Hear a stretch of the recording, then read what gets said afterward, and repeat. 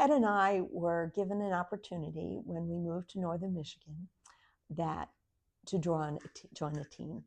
And it was an invitation by our realtor, who I always said that Pat Verhelli not only sold us a house, but she sold us a lifestyle and a deep spiritual understanding of our marriage and the church.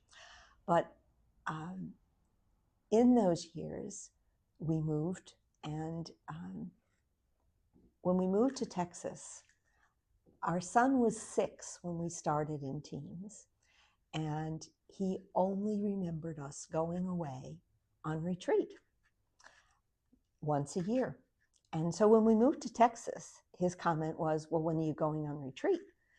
And I said, well, they don't have teams in Texas, so we're not going on retreat.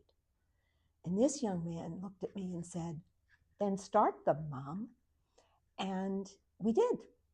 And the rest, you might say, is history. But the whole concept of teams to us is just the commitment to each other, to God.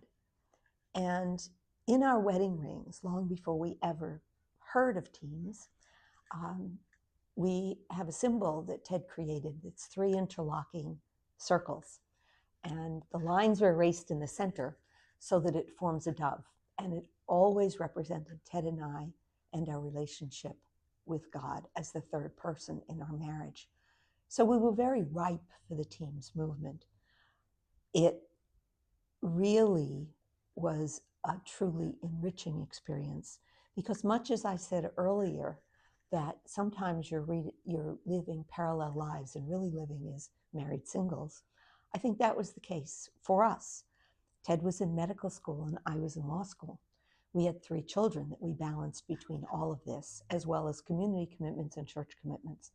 So by joining teams, we began to understand that we were responsible for the spirituality of each other, not just ourselves. Ted had come to his understanding of spirituality after spending 2 years in Malaysia in the Peace Corps. And I, through several years worth of teams extension work, which is a program of the U.S. Catholic bishops, and I was sent on mission to the inner city of Detroit, which is where we met. But again, they were 2 parallel ways of dealing with our religion and with our spiritual life. That was not something that was allowed really in teams. It helped us to join together and to feed each other. Ted was certainly the more, I would say, actively spiritual, and I the more actively active, doing things and doing soup kitchens and doing all of those things. And together we could come to a mutual understanding that both were needed. So teams has just been a magnificent part of our lives. We, because we started teams in Texas, we had the great fortune of meeting many, many couples as we formed teams. When Ted was doing some consulting work in Denver, Colorado, we extended ourselves out to some of the more distant parts of Colorado and helped to form teams there too. So it's just been an integral part of our lives, and it's been a very important part of what our children see as their parents. So I highly recommend it. Awesome. I'll ask you one more thing. You Sure. just do like a clean introduction.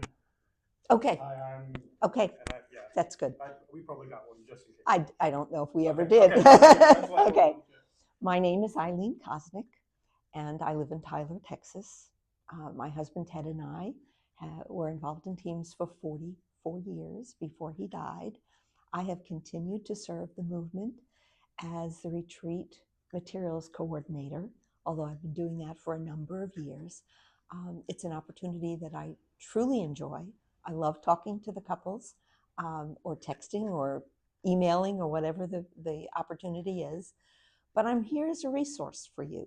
I am here to make suggestions beyond these materials talk to you about some of the things that over all those years we've done in teams, to give you suggestions on perhaps meditations on the Our Father, or establishing a family altar for your team so that you would have an opportunity to get to know each other better.